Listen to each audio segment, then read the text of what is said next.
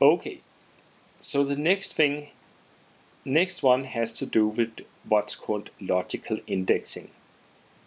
So I think the way I'll introduce that is by, let's create two arrays. Let's just start by creating the two arrays they have in the example. So we have the first example here, and we call that array for A, and then we have the second array here, and we call that for B. Now one thing I can do is that I can add these two arrays together like this, and they'll just add the elements element-wise. Like, it's important to remember that it doesn't concatenate them like list would do, it adds them element-wise. I can of course also subtract them from each other, and I can also actually just add 1 to all elements of A, and that'll give me a new array.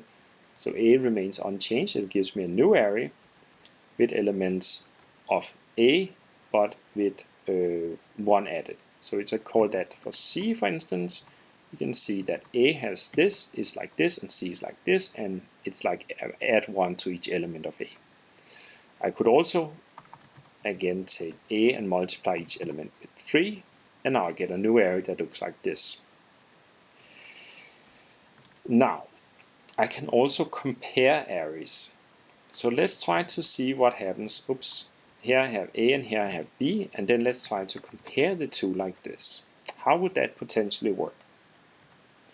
Well, the way it works is that I compare the elements element-wise. So I ask, is 1 bigger than 2? That's what this asks. No, it's not. So that's why it's false. Then I ask, is 2 bigger than 3? That's false. Is 3 bigger than 1? That's true. And then is 7 bigger than 4? That's also true. So I get a new array, but it has the truth values as entries. So it's like an array of Boolean entries instead of an array of integer entries. But it's something I can do. I can also compare the two with equivalency. In this case it's false because none of the entries are the same. I could also do, let's select a nice value, maybe 2.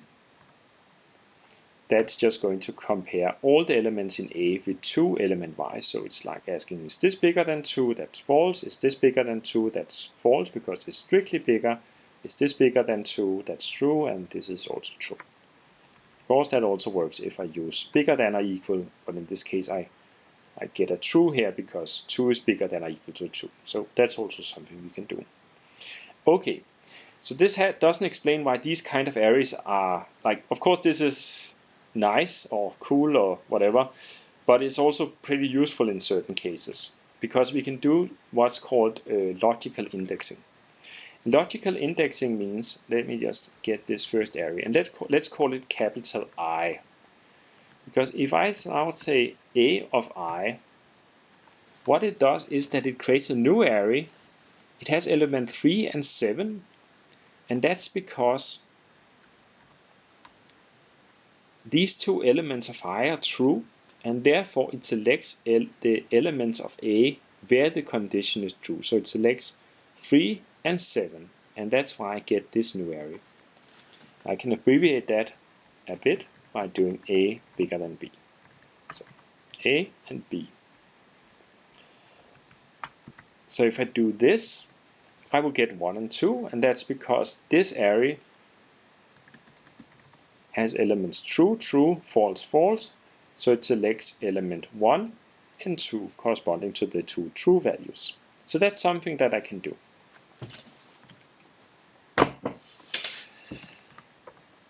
This, by the way, also works if I want to index matrices, but I just need a matrix of the right dimension, so I'm just going to do that basically. So let's say I have maybe I can do it like this. I arrange a matrix, and now maybe I want to have 12 elements in it, and then I set the shape to 3, 4. And maybe I call this matrix for C. Then we can see, wait a second. I create a matrix like this, and then I want to change the shape. Yeah, so I was trying to do too much in one go. now we can see that C is a matrix that has this dimension, so it's like, since I set the shape to 3, 4, it ended up having dimension 3 and 4, and the entries will be like this long list with 12 entries reshaped. So we remember that we reshape it row-wise, so the first row will be these 4 entries, the second row will be these 4 entries, and the last row will be these 4 entries. Anyway, the reason why I wanted to create this matrix in the first place is because I want to show that I can select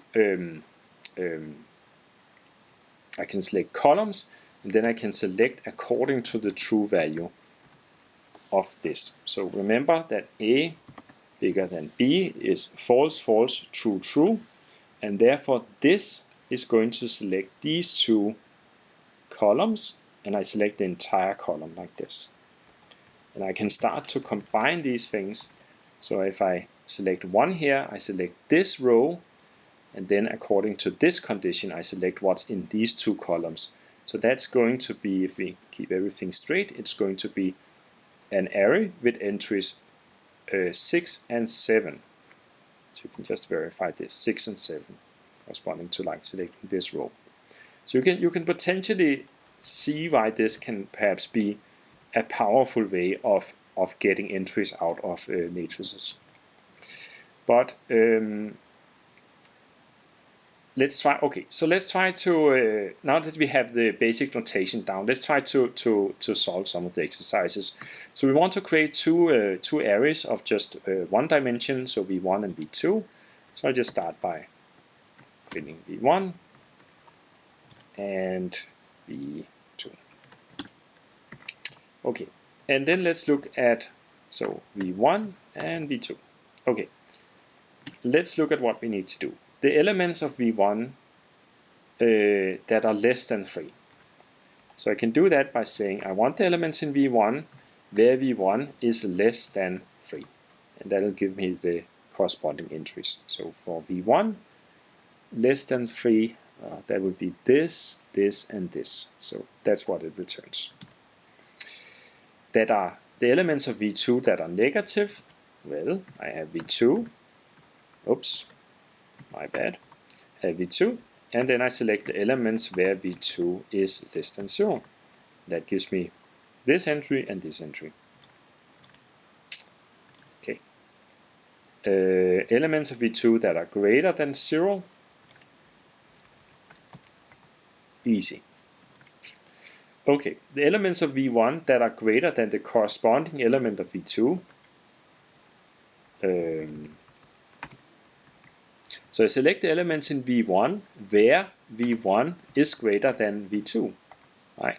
And that will actually work. So let's see, we have v1 and v2 here. So this is greater than the elements in v2. This is not greater. This is not greater, this is greater, and this is not greater. So therefore, it's like false, true, false, true, false. And then I select in v1, and that will give me element this and this. And that's why we end up with 4 and 2.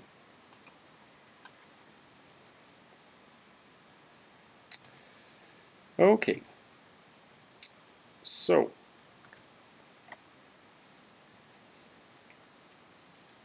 the elements of v1 that are not equal to 5. It was v2. The elements of v2. Yeah, wow, it's easy to make mistakes. So we have v2 here, and then we can say, okay, so we can determine which one are equal to 5 like this. Then we need to figure out how we select the ones that are not equal to 5. We can do that with the not operator. And then we can just index logically in v2 like this. That will give me the first, the second, not the third, but the fourth and the fifth element. So this, not you, this, and this. Let's see. It worked. Okay, great.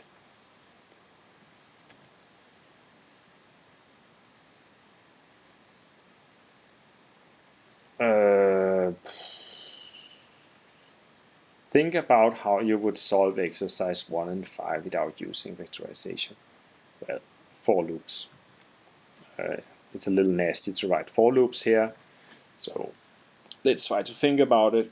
The elements of v3 that are less than 3. So the way I would do that is that I would define a new list like this. Then I would have a for loop, and maybe I just loop over the elements in v1 like this. And then what I would do is that I would check if the element is less than 3. And if that condition is met, I append the element to A. And then I think that would work. And then let's see if it works with the vectorization. So v1, where v1 is less than 3, yeah, it agrees. Of course, this is a list and this is an array, but it does the same thing.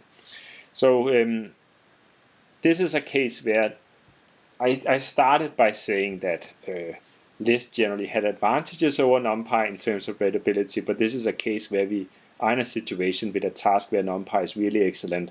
So we can compress these 4 lines into 1 line with NumPy. It needs to be said that there's a slightly smarter way of doing this in Python that's not covered in the course. It's called inline for loops. You can Google it if you're curious. So maybe I would normally write code like this, but I have to agree that this is of course a nicer way of doing it, and it's a way that would generally result in less errors, I think. So it's like a cool feature of NumPy that we can do this in just 1 line. Okay. So, wow, there are a lot of warm-up exercises today.